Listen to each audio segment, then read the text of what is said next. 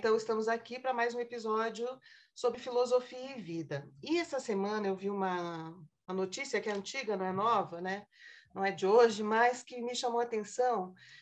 Então, eu trouxe a história, né, dessa ursa que circulou nas redes sociais, não sei se chegaram a ver, não é de hoje, né? Em que ela ficou 20 anos presa num zoológico, e aí ela foi resgatada e para morar numa reserva, que é essa imagem que vocês estão vendo, ela já está dentro de uma reserva. No zoológico, ela vivia num cercado, né, numa cela muito pequena, e ela só conseguia andar assim em círculos e entrar numa pequena piscina para se molhar às vezes. E o que chamou a atenção, assim, que é muito dolorido, né, é que quando ela quando ela foi resgatada do zoológico e foi morar aqui, né, na reserva, ela continua se movendo como se as grades da cela do zoológico ainda estivessem ali. Então, isso é uma coisa que chama muita atenção para a gente pensar sobre a nossa relação com o espaço, né? Então, ela está vivendo aí, nessa ursa, num espaço do hábito dela, né? Um espaço que ela traz na memória de comportamento, na memória de ação, no hábito. Então, ela não consegue ir além daquela fronteira, daquele espaço antigo do passado que já foi introjetado no comportamento dela, na ação dela, nos movimentos que ela treinou, que ela pôde fazer ao longo de 20 anos, né?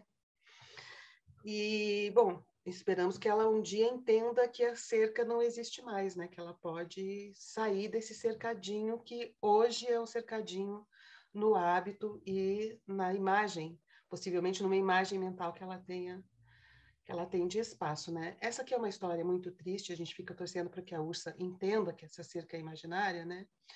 Mas eu trouxe essa história para vocês pensarem na própria experiência espacial, né? Que a gente tem, tendo em vista a nossa própria memória também, a nossa própria história, assim como essa ursa. Claro, o caso dela é super radical, né? Mas serve como exemplo para dizer a questão que eu estou querendo trazer para vocês.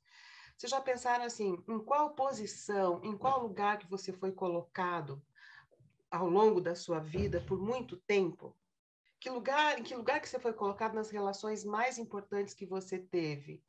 Este lugar equivale a esse lugar que a Ina Ursa aprendeu como o espaço dela. E ela consegue, né, e ela fica ali. E ela se acostuma, ela cria um hábito de estar naquele lugar.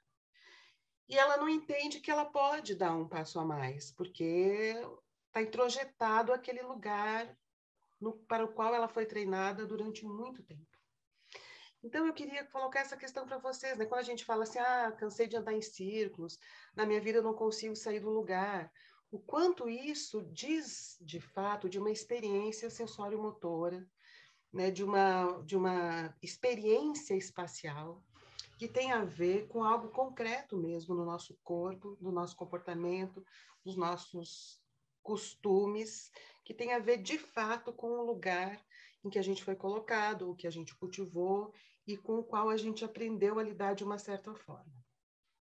E quando a gente sai desse lugar, né, quando as circunstâncias mudam, a gente continua fazendo como a Ina, né? A gente continua se movendo, agindo, se comportando como se estivesse naquele outro lugar no qual a gente não está mais. Então, a gente reproduz determinadas posições, reproduz uma história, né?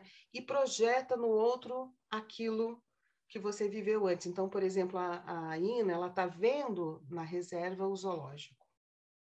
Ela está vendo naquele lugar que não tem mais tantos limites, os limites que ela tinha no zoológico, quando ela estava presa. Então, eu coloco essa questão para vocês, né? O quanto que a gente faz a mesma coisa na nossa vida. E isso não é uma questão moralizadora, eu não estou dizendo assim, olha como a gente faz isso na vida, não. Porque eu quero que vocês pensem no corpo de vocês, né?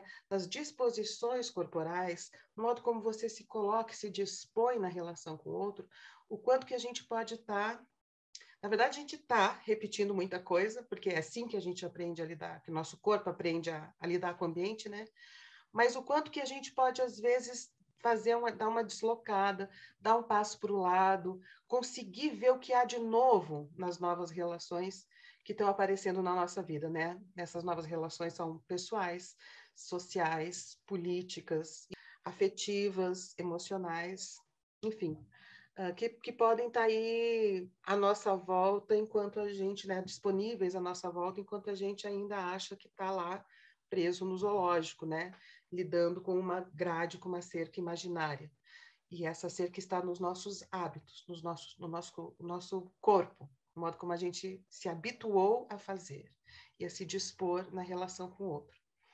Certo, gente? Pensem nisso. Se quiserem colocar questões aqui, eu peço para vocês, inclusive, coloquem questões aqui embaixo, né, nos comentários, porque isso me ajuda a trazer coisas, reflexões com vocês. A gente pode começar a bater um papo aqui no Paz e Bem, né? Um papo de uma semana para outra, a gente vai trocando.